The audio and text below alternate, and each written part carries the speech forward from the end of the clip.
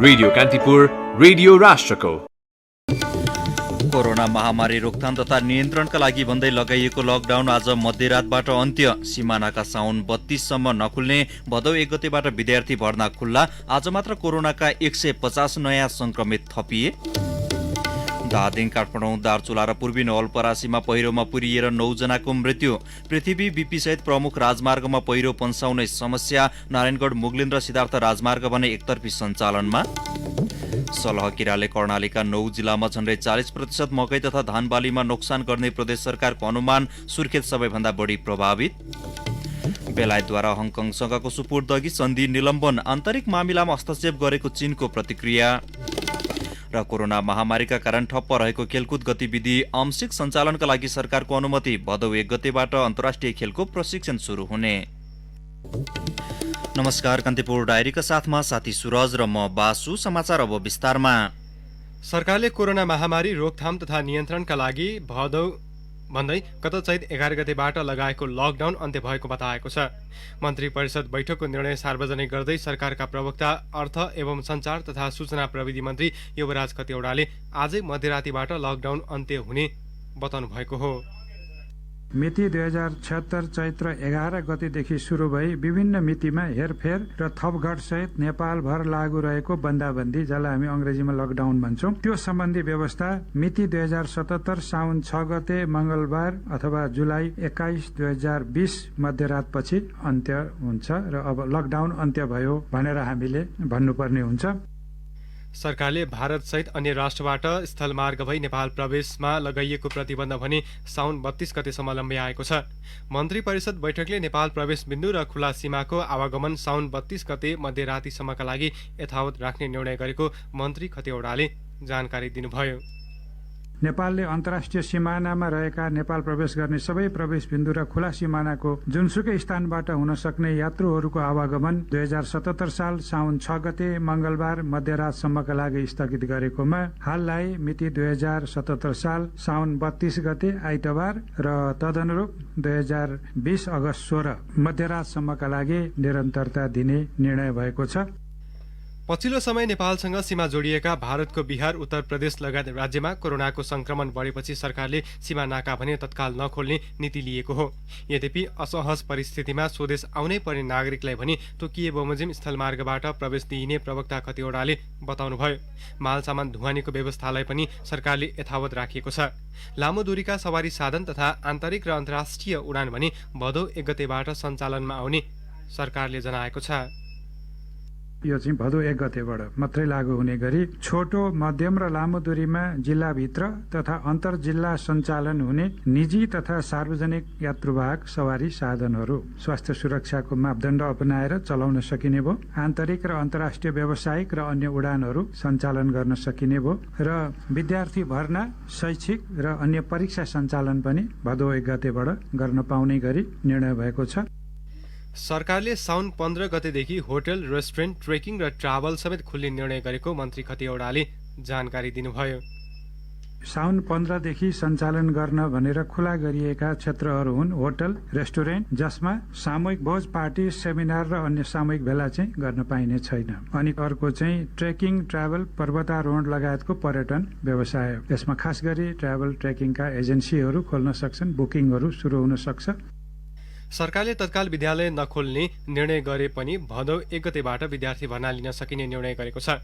सरकारले लकडाउन खोलाए पनि सिनेमा हल लगायतका केही क्षेत्रालय भने सञ्चालनमा अझै रोक लगाएको छ। अर्को सूचनाबाट तोकिएको मितिबाट मात्र सञ्चालन गर्ने भनेर खास गरी शैक्षिक संस्थाहरू, विद्यालय, कलेज, ट्युसन सेन्टर, तालिम केन्द्र, सबै प्रकारका सभा, गोष्ठी, तालिम, सेमिनार, सबै प्रकारका प्रदर्शन, भेला र सम्मेलन, cinema hall, party palace, dance bar लगायतका मनोरञ्जन स्थलहरू, सैलुन, ब्युटी पार्लर, स्पाहरू, स्विमिङ पुल, जिमखाना लगायतका हेल्थ क्लबहरू, समूहमा खेलिने खेलकुद र खेल मैदानमा हुने प्रस्तुतिहरू, सबै प्रकारका धार्मिक तथा सामाजिक स्थलहरू, पुस्तकालय, संग्रहालय र चिडियाखाना अहिले तिनीहरू खोलिएको छैन। यस्तै बाढी पहिरोमा परि घाइते भएकाको उपचार खर्च सरकारले बेहोर्ने निर्णय पनि भएको मन्त्री खतिवडाले जानकारी दिनुभयो।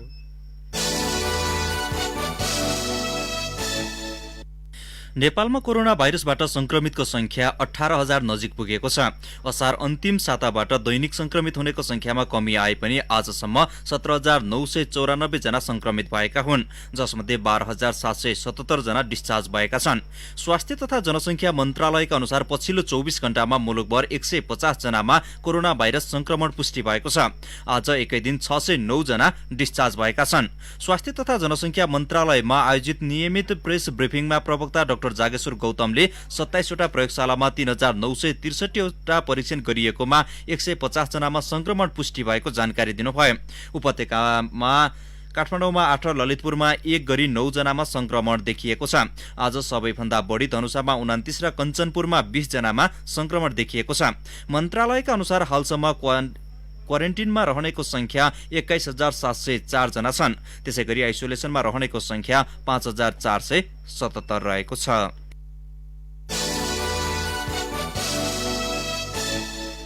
निरन्तरको वर्षापछि खसेको पहिरो र बाढीका कारण मुलुकका अधिकांश जिल्लामा आज पनि जनजीवन अस्तव्यस्त छ। पहिरोले विभिन्न 4 जिल्लामा 9 जनाको मृत्यु भएको छ। पहिरो झरेपछि मुलुकका अधिकांश प्रमुख राजमार्गहरू अवरुद्ध छन् भने सहायक मार्गहरूमा पनि यातायात सञ्चालन प्रभावित भएको छ। बाढीले झापादेखि कञ्चनपुरसम्मका अधिकांश जिल्लामा डुबानको खतरा कायम छ।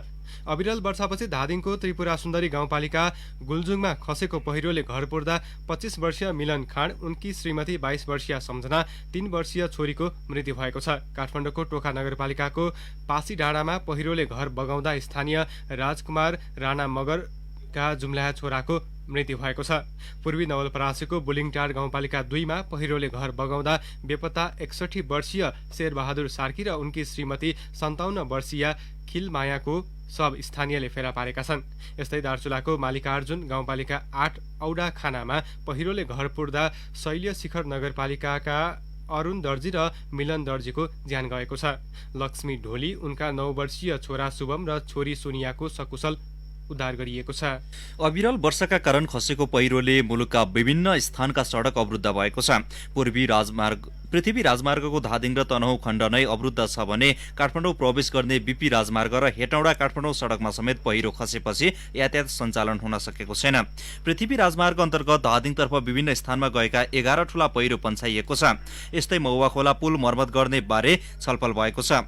मलेखुदेखि बेनीघाटसम्मका 2 वटा र जोगीमारादेखि मौवा खोलासम्मका 9 स्थानमा पहिरो पन्छाइएको प्रमुख जिल्ला अधिकारी असमान तामाङले बताउनुभयो।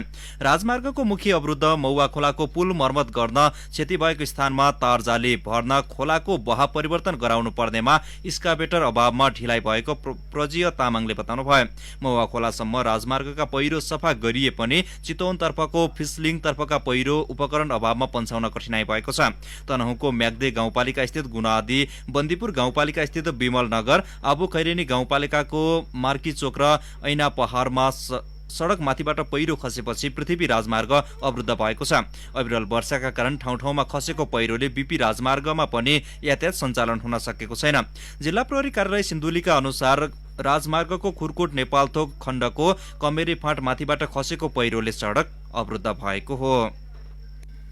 चितवनको इच्छा कामना 6-4 किलो र भरतपुर महानगरपालिका 19 मा खसेको पहिरो पन्छाएपछि मुगलिन नारायणगढ सडक खण्डमा एकतर्फी यातायात सञ्चालनमा आएको छ। हिजो बिहान पहिरो खसेर सो सडक खण्ड अवरुद्ध भएको थियो। पाल्पाको सिद्ध बाबा स्याङ्जाको पुतली बजार 3 धारेमा खसेको पहिरो पनि पन्छाएपछि सिद्धार्थ राजमार्ग पनि एकतर्फी रूपमा यातायात सञ्चालनमा आएको छ। रसुवाको गोसाइँकुण्ड, स्याफ्रुबेसी, गोर्खाको आबु खैरेनी मझुवा खोलाखण्ड, अर्घखाँचीको गोरुसिङ्गे सन्धिखर्क, दाङको भालुवाङ रोल्पा सडक खण्ड पनि विभिन्न स्थानमा झरेको पहिरोले अवरुद्ध भएको छ। दाङको घोराहीदेखि रोल्पा लमजुङको च्याम्चे बेसी सहर खण्डमा पनि पहिरो खस्दा मनाङसँगको यातायात सम्पर्क टुटेको छ। सिन्धुली, ओखलढुङ्गा, सोलुखुम्बु, भोजपुर, खोटाङ लगायतका जिल्लामा पहिरो खसेपछि मध्य पहाडी पुष्पलाल राजमार्ग पनि अवरुद्ध भएको छ। तमोर नदीमा आएको बाढीले ताप्लेजुङको फक्तालुङ गाउँपालिका 7 ओलाङचुङ गोलामा 2 वटा पुल बगाएको छ। अछामको साफे मार्तरी सडक खण्ड अन्तर्गत बुढीगङ्गा नगरपालिकाको ताप्री सेरामा पनि पक्की पुल बाढीले बगाएको छ। कान्तिपुर डायरीमा अब ब्रेकको पालो। कान्तिपुर डायरीमा अब बाँकी प्रसङ्ग। सत्तारूढ नेकपाले बाढी पहिरोमा परेकाहरूको उद्धार र राहतमा कुनै कमी हुन नदिन सरकारलाई आग्रह गरेको छ। बालुवाटार स्थित प्रधानमन्त्री निवासमा आज बसेको स्थायी कमिटी बैठकले उद्धार र राहतमा कुनै कसर बाँकी नराख्न आग्रह गरेको हो। बैठकका निर्णय सुनाउँदै प्रवक्ता नारायण काजी श्रेष्ठ, गत जेठ 30 गते मनसुन सुरु भए यता लगातार वर्षाले गर्दा देशमा विभिन्न भागमा बाढी पहिरो र डुबानमा परेका छन्। बाढी पहिरो डुबान लगायतका प्राकृतिक विपत्तिका कारण साउन 6 गतेसम्म 233 जनाको ज्यान गएको छ। 98 जना बेपत्ता भएका छन् भने 49 जना घाइते भएका छन्। 282 भन्दा बढी घरहरू पूर्ण रूपले क्षतिग्रस्त भएका छन्। सयौं परिवार घरबारविहीन र विस्थापित भएका छन् र तराईका विभिन्न भूभागहरू डुबानमा परेका छन्। स्थायी कमिटीको यो बैठक प्राकृतिक विपत्तिमा परि ज्यान गुमाउनेहरूप्रति श्रद्धाञ्जली अर्पण गर्दछ, शोक सन्तप्त परिवारजनप्रति समवेदना प्रकट गर्दछ र घाइतेहरूको शीघ्र स्वास्थ्य लाभको कामना गर्दछ। प्राकृतिक विपत्तिको यस अवस्थामा ध्यानमा राख्दै उद्धार र राहतको कामलाई अरू प्रभावकारी बनाउन, घाइतेहरूको निशुल्क र भरपर्दो उपचारको प्रबन्ध गर्न, घरबारविहीन भएकाहरूलाई अस्थायी आवासको प्रबन्ध गर्न र अभिभावक गुमाएका बालबालिकाको संरक्षण गर्न र ध्वस्त भएका सडक र पुलहरूको अविलम्ब त्यस्ता संरचनाहरूको पुनर्निर्माण गर्न विशेष प्रबन्ध गर्नका लागि सरकारसँग गम्भीर ध्यानाकर्षण गर्दछ। सम्पूर्ण जनप्रतिनिधि, पार्टी कार्यकर्ता एवं युवा विद्यार्थीहरूलाई प्राकृतिक विपत्तिको बेलामा स्वयंसेवी भावनाका साथ उद्धार, राहत र पुनर्स्थापनाका काममा परिचालित हुन आह्वान गर्दछ। स्थायी कमिटी बैठकमा प्रधानमन्त्री एवं पार्टी अध्यक्ष केपी शर्मा ओली अनुपस्थित हुनुहुन्थ्यो। स्थायी कमिटी बैठक अघि अध्यक्षद्वय केपी शर्मा ओली र पुष्पकमल दाहालबीच आज पनि विवादित विषयमा सहमतिको प्रयास भएको थियो। स्थायी कमिटीको अर्को बैठक आगामी 13 गते बस्ने प्रवक्ता श्रेष्ठले जानकारी दिनुभयो। अविरल वर्षापछि मुलुकभर बाढी पहिरो बढेसँगै उद्धार र राहतका लागि नेपाली सेनाले तयारी अवस्थामा बसेको जनाएको छ। उद्धार र राहतका लागि सेनाले 4 स्थानमा 3 वटा स्काई ट्रक र 10 वटा हेलिकप्टर तैनाथ गरेको जनाएको छ। यस्तै इन्जिनियरिङ विभाग तथा विपद व्यवस्थापन निर्देशनालय अन्तर्गत हेभी सामग्री तथा सवारी साधनहरू पनि तयारी अवस्थामा राखिएको सेनाले जनाएको छ। पश्चिम एयरबेस सुर्खेतमा 1 वटा स्काई ट्रक र MI-17 तथा इकुरेल खटाइएको छ। यस्तै मध्य एयरबेस काठमाडौँमा 2 वटा स्काई ट्रक सहित MI-16 इकुरेल, अगस्टा, पिपर र कासा हेलिकप्टर तयारी अवस्थामा राखिएको जनाएको छ। पूर्वी एयरबेस इटहरीमा 1 बेल हेलिकप्टर र भरतपुरमा 1 MI-17 हेलिकप्टर तयारी अवस्थामा छ।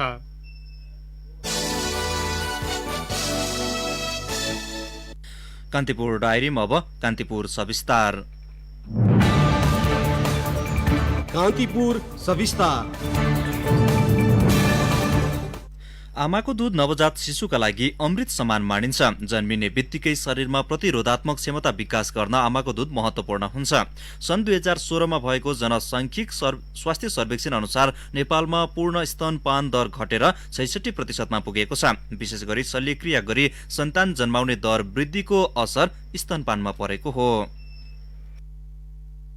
स्तनपान प्राकृतिक रूपमा आमाले शिशुलाई खुवाउने पहिलो आहार हो। शिशुको जन्मको 1 घण्टाभित्र स्तनपान गराउनु पर्ने भए पनि नेपालमा 45% सुत्केरीले सुरुमा नै स्तनपान नगराउने गरेको तथ्याङ्क छ। त्यस्तै जन्मेको 6 महिनासम्म बच्चालाई आमाको दूध बाहेक अन्य केही खानेकुरा नखुवाउन भनिन्छ, तर शहरी क्षेत्रका र शिक्षित महिला नै यसमा चुकेका छन्। अर्कातिर पर्याप्त मात्रामा स्तनपान गराउन सक्ने महिलाले आफ्नो दूध सहित बेबी फर्मुला, गाई भैँसीको दूध खुवाउँदा शिशुमा अधिक पोषणका कारण स्वास्थ्य समस्या हुने गरेको कान्ति बाल अस्पताल काठमाडौँकी नवजात शिशु रोग विशेषज्ञ डाक्टर दिपेश्वरा नेपालको भनाइ छ। जति आमाको दूध मात्रै खुवाए त्यति चाहिँ शिशुले प्राप्त गर्दछ। तर तपाईले चाहिँ फर्मुला फिडिङ पनि खुवाउनु भयो भने के हुन्छ त, बच्चाको टेस्ट नै उसलाई कन्फ्युज हुन्छ। कुन चाहिँ मिठो लाग्छ त्यसैमा बानी पर्छ, कुन चाहिँ उसलाई चाहिँ लिनलाई सजिलो छ। जस्तै कि अब बोतलको पाल एकदम त्यो निप्पलको पाल ठुलो गर्यो भने त वार दूध आउँछ, केही मेहनत नगरी खान पाउँछ उसले। सबैलाई सजिलो चाहिन्छ, बच्चालाई पनि सजिलो चाहिन्छ। उता चाहिँ बोतल फिडिङतिर बच्चा चाहिँ आकर्षित भएर जति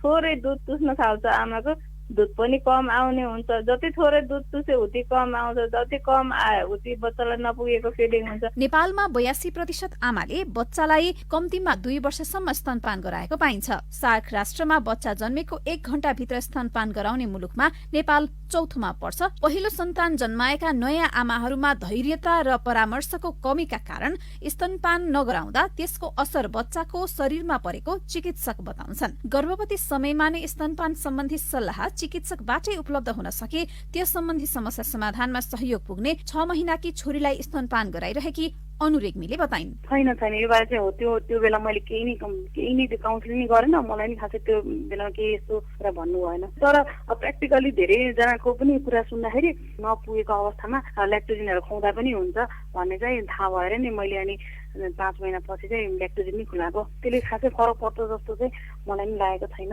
शिशुलाई स्तनपान गराउने आमालाई गर्भान्तर गर्ने परिवार नियोजनका साधन प्रयोग गर्नु पर्दैन, किनभने स्तनपान गराउँदाको पहिलो 6 महिनासम्म 98% प्राकृतिक तवरले गर्भान्तर गर्ने अवसर प्राप्त हुन्छ। स्तन क्यान्सर, पाठेघरको क्यान्सर, मधुमेह टाइप 2 र सुत्केरीपछि मनोरोगको सम्भावना न्यून रहनुका साथै आमा तथा शिशुबीच सम्बन्ध स्थापित गर्न पनि स्तनपान महत्वपूर्ण हुने परोपकार प्रसुति तथा महिला अस्पतालका स्त्री रोग विशेषज्ञ डाक्टर कृतिपाल सुवेदीको भनाइ छ। बच्चा जन्मिने बित्तिकै आमाले स्तनपान गराउने बित्तिकै एउटा चाहिँ आमामा देखिने भनेको चाहिँ आमाको पाठेघर खुम्चिनलाई एकदम मद्दत गर्छ, जसले गर्दा चाहिँ बच्चा जन्मेपछि हुने रक्तचापमा पनि कमी ल्याउँछ। आमा र बच्चा बीचको जुन सम्बन्ध हुन्छ त्यसलाई अझै प्रगाढ बनाउँछ र आमाको शारीरिक बनावटहरूको सुत्केरी हुनुभन्दा पहिलेको अवस्था फर्किनलाई चाहिँ आमालाई चाहिँ त्यसले फाइदा गर्छ। स्वास्थ्य महामारीका समय शरीरको रोग प्रतिरोधात्मक क्षमता महत्वपूर्ण हुन्छ भन्ने सिद्ध भइरहेको छ, जुन शिशुलाई जन्मपछि नै आमाको दूधबाट उपलब्ध हुन्छ। पूर्ण अवधि आमाको स्तनपान गर्न पाएका शिशुमा विभिन्न संक्रमण, मोटोपन, मुटुरोग, मधुमेह जस्ता समस्या कम हुने चिकित्सकको दाबी छ। स्तनपान गराउँदा परिवारमा आर्थिक भार समेत कम हुने सुझाव चिकित्सक दिन्छन्। यद्यपि परामर्श सहित कामकाजको परिबन्धका कारण विकल्प सोच्न बाध्य भएका महिलालाई स्तनपानका लागि प्रोत्साहन गर्न शिशु मैत्री कार्यस्थल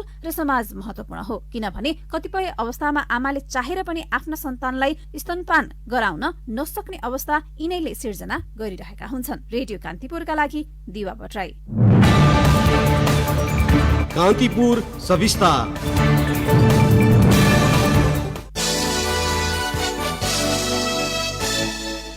अब केही समाचार संक्षेपमा। मुस्लिम आयोगले भूमिहीन मुस्लिम परिवारहरूलाई जग्गा उपलब्ध गराउन माग गरेको छ।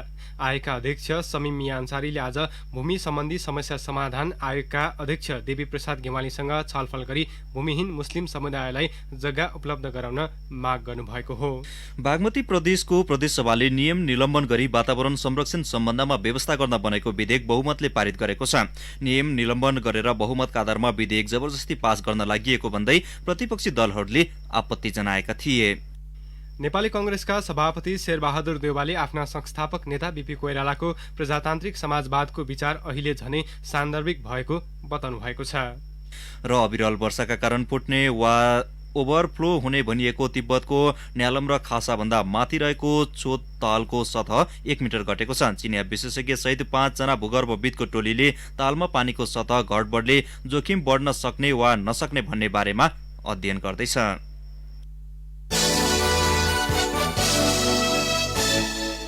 कान्तिपुर डायरीमा अब मोरङ डायरीको पालो। मोरङ डायरीमा देवनारायण शाहको नमस्कार। बक्राहा खोलामा आएको बाढीले तटबन्ध कटान गरिरहेकाले 6 वटा गाउँ बाढीको उच्च जोखिममा छन्। सुनवर्सी नगरपालिका 6 कैनी, वडा 7 को चैता, रतुवामाई 5 को मुसहरभिट्टा, वडा 9 को जयनगर, पथरी शनिसरे 5 मौलाबारी र उर्लाबारी 8 को राजघाट बाढीको उच्च जोखिममा रहेको हो। सुनवर्सी 6 चैता स्थित बक्राहा खोलामा आएको बाढीले बयाँतर्फको तटबन्ध कटान गर्न थालेपछि स्थानीय प्रशासनले सुकुम्बासी 4 परिवारलाई सुरक्षित स्थानमा स्थानान्तरण गरेको छ। 2 छात्रालाई यौन दुर्व्यवहार आरोपमा पक्राउ परेका 1 प्रधानाध्यापक विरुद्ध जिल्ला अदालत मोरङमा मुद्दा दर्ता भएको छ। विराटनगर 8 अशोक चौक स्थित रजाए मुस्तफा प्राथमिक विद्यालयका प्रह 41 वर्षीय अमिरुद्दिन भन्ने मोहम्मद अमीर मिया विरुद्ध मुद्दा दर्ता भएको हो। बाल यौन दुर्व्यवहार गरेको आरोपमा पक्राउ परेका अमीरलाई कारबाहीको माग गर्दै पीडित परिवार र आफन्तहरूले जिल्ला अदालत परिसर बाहिर आज प्रदर्शन समेत गरेका छन्। जिल्ला प्रहरी मोरङको अनुसन्धान प्रतिवेदनका आधारमा जिल्ला सरकारी वकिलको कार्यालय हिजो मोरङ अदालतमा मुद्दा दर्ता गरेको हो।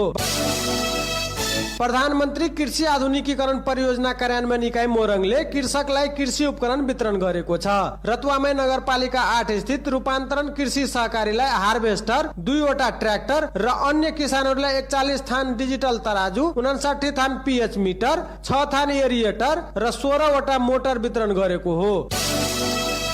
प्रदेश 1 सरकारले लक्ष्य भन्दा 32.55% कम राजस्व उठाएको छ।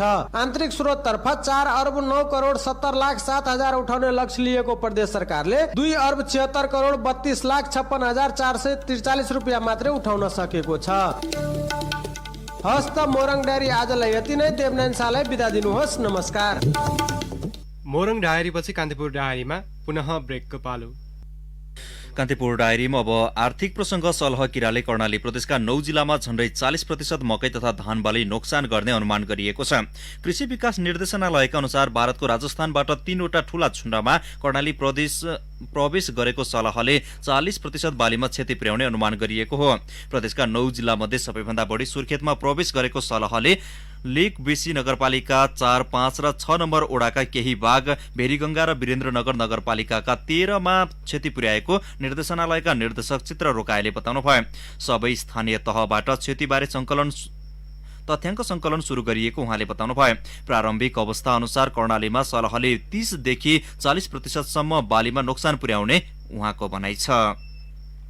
धितोपत्र बजार आज पनि दोहोरो अङ्कले घटेको छ। बजार परिसूचक नेप्से आज 14.99 अङ्कले घटेर 1449.94 बिन्दुमा पुगेको छ। नेप्से ओह्रालो लागेसँगै कारोबार रकममा पनि अघिल्लो दिनको तुलनामा 93 करोड रुपैयाँले गिरावट आएको छ। हिजो 14 अङ्कले घटेको नेप्सेमा 2 अर्ब 80 करोड रुपैयाँ बढीको कारोबार भएको थियो। नेप्सेमा आज कारोबार भएका व्यापार, होटल, उत्पादनमूलक र म्युचुअल फन्ड बाहेक बाँकी सबै कम्पनी समूहको उपसूचकमा गिरावट आउँदा समग्र नेप्से नै प्रभावित बन्यो। सबैभन्दा बढी होटल कम्पनी समूहको उपसूचक 82.45 अङ्कले उकालो लागेको छ। नेप्सेमा आज कुल 185 कम्पनीका 26,641 कारोबारबाट 49,76,448 किता सेयर किनबेच भए, जस अन्तर्गत 1 अर्ब 87 करोड 22 लाख रुपैयाँ बराबरको कारोबार भएको नेपाल स्टक एक्सचेन्जले जनाएको छ।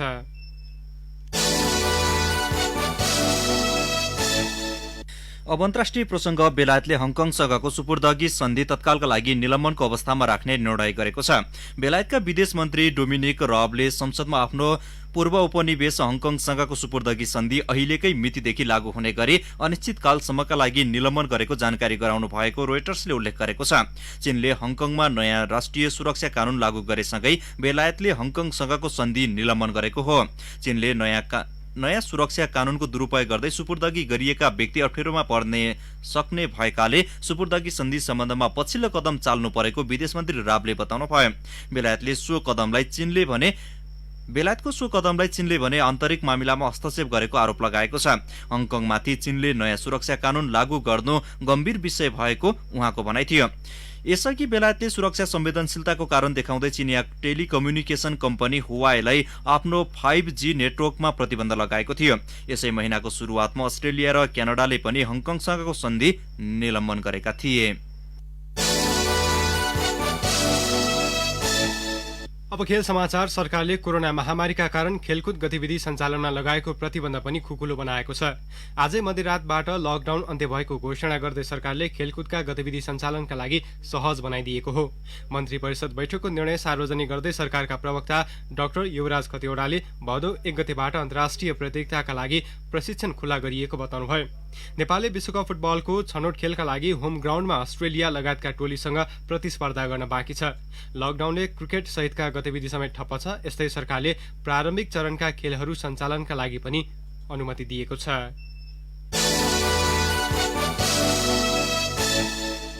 यो वर्षको Indian Premier League IPL cricket यूएईमा हुने भएको छ। भारतमा कोरोना संक्रमितको संख्यामा कमी नआएपछि आइपीएल अन्य देशमा सञ्चालन गर्ने निर्णय आयोजकले गरेको हो। अन्तर्राष्ट्रिय क्रिकेट परिषद आईसीसीले विश्वकप 2020 एक वर्ष सारेको एक दिनपछि आइपीएल यूएईमा हुने निश्चित भएको हो। विश्वकप क्रिकेटका कारण आइपीएल हुने नहुने अन्यल थियो। आइपीएल आयोजक परिषदका अध्यक्ष ब्रिजेश पटेलले यसको औपचारिक घोषणा हुन बाँकी रहेको जानकारी दिए। प्रतियोगिताको मिति यकिन नभए पनि सेप्टेम्बर 26 देखि नोभेम्बर 7 भित्र प्रतियोगिता हुनेछ। अनुमतिका लागि भारत सरकारलाई पत्रचार गरेको बताउँदै पटेलले अनुमति दिए लगत्तै प्रतियोगिताको मिति सार्वजनिक गर्ने बताए। पटेलका अनुसार यूएई का दुबई, अबुधाबी र शारजाहमा अधिकांश खेल सञ्चालन हुनेछ। दर्शक सहितको प्रतियोगिता सञ्चालन गर्ने वा बिना दर्शक बन्द रंगशालामा गराउने भन्ने विषय भने यूएई सरकारको निर्णयमा भर पर्ने पटेलको भनाइ छ। आयोजकले सन् 2014 को प्रतियोगिताका अधिकांश खेल यूएईमा सञ्चालन गरेको थियो। हवस् त प्रसङ्गसँगै कान्तिपुर डायरीका आजका सम्पूर्ण बुलेटिन यही सकिन्छ। भोलि बिहान 6:30 बजे नियमित बुलेटिनका साथमा उपस्थित हुने नै छौं। अहिलेलाई साथी सुरज र म बासु बिदा हुन्छौं। नमस्कार, शुभरात्रि।